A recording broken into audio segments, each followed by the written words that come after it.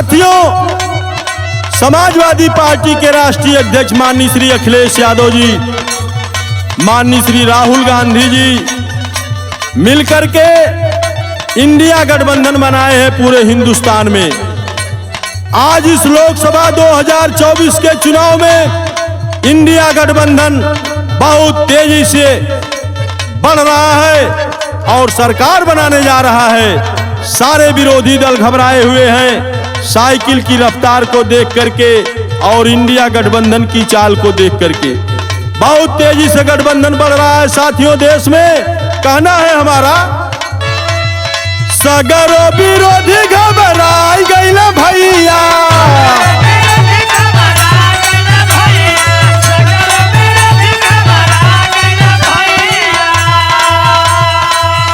बात आवे नहीं केहू के जबनिया में। साइकिल जाई, साइकिल जाई, साइकिल जाई दिल्ली राजधानिया में। साइकिल जाई,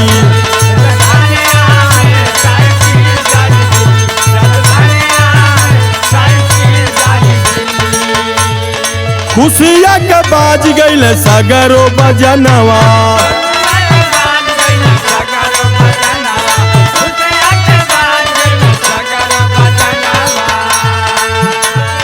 गठबंधन का राज होई पूरे हिंदुस्तानवा।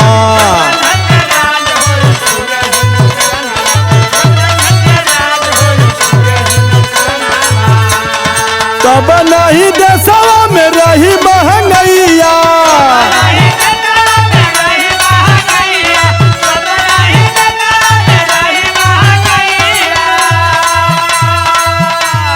छूट मिली सगरो समनिया में। साइकिल जाई, साइकिल जाई, साइकिल जाई दिल्ली राजधानिया में। साइकिल जाई दिल्ली,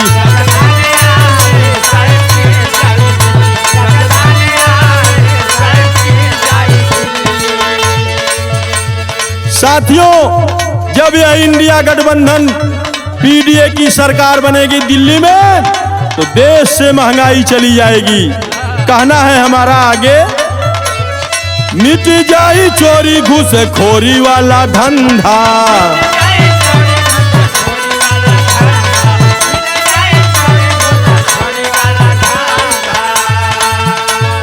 द्रोहियन के पीडीए लगाई दी है फंदा,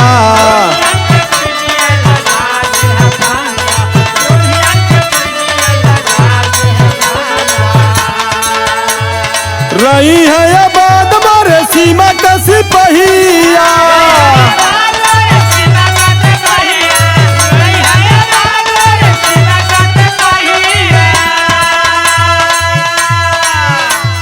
रही है आबाद मारे सीमा का सिपहिया, जो सजगी है जवानी के रवनिया में। साइकिल जाई, साइकिल जाई, साइकिल जाई दिल्ली राजधानिया में। साइकिल जाई दिल्ली,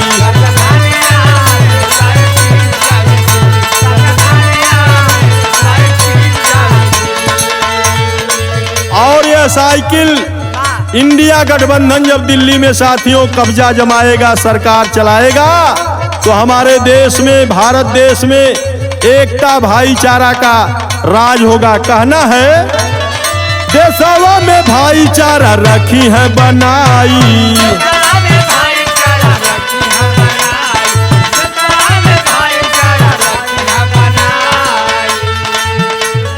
खुश रही है हिंदू सिख मुस्लिम ईसाई,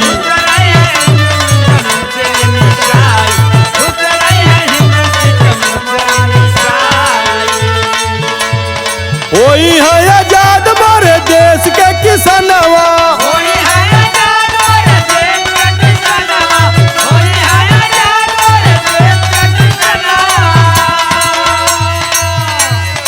उगी हीरा मोती अब सिवनिया में। साइकिल जाई, साइकिल जाई, साइकिल जाई दिल्ली राजधानिया में। साइकिल जाई दिल्ली,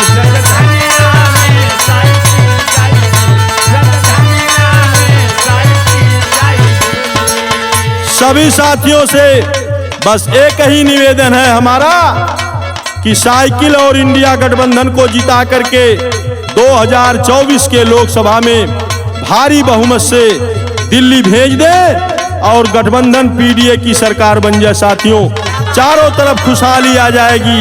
इसी के साथ कहना है हमारा, सबसे रज भैया ये कता बनावा,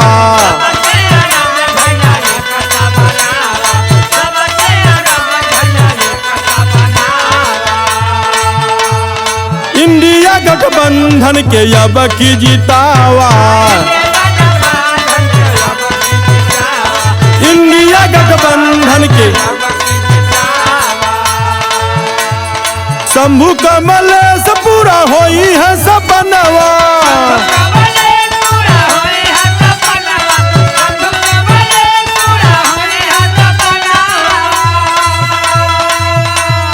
शंभू कमल से पूरा होई है सपनवा, झंडा फहराई असमनिया में साइकिल जाई, साइकिल जाई, साइकिल जाई दिल्ली राजधानिया में, साइकिल जाई दिल्ली।